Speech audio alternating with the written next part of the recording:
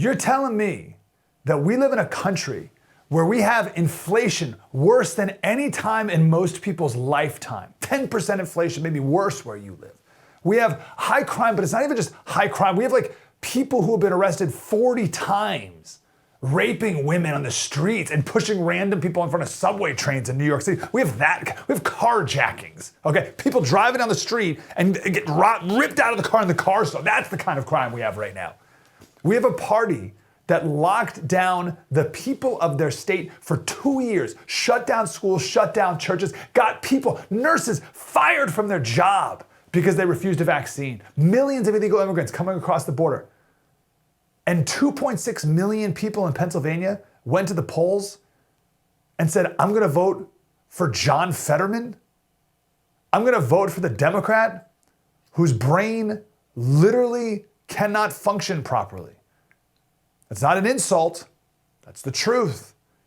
You're telling me 2.6 million Pennsylvanians voted for John Fetterman. That's all you need to know. That's the state of our country today. History books will be written about this moment, and they'll be like, look who the people of the United States of the year 2022 voted for. These type of people. What in the world are we supposed to do with that? Some reporter somewhere, please go to Pennsylvania, walk around Lancaster, I don't know, some like normal town in Pennsylvania, and find someone who voted for John Fetterman and just ask them some basic questions. Like, what do you do for, like, who are you? What do you, tell me about yourself. I don't understand you. And then you can get to the politics. Did you see him? Have you ever seen John Fetterman? Did you see the debate? You know there were supposed to be 3 of them. Do you know why there weren't 3? What does this person look like? I don't understand. Listen, a diehard Democrat voting for Fetterman, I totally get it, of course.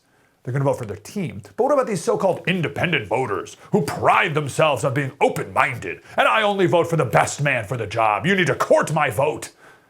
You voted for the guy whose brain is not working. Listen, my dad died of a stroke. I'm not making a joke out of it. I'm not trying to be funny. This, the Democrats made this whole big deal about, democracy's at stake and democracy's on the ballot, all that stuff. I'm not worried about democracy.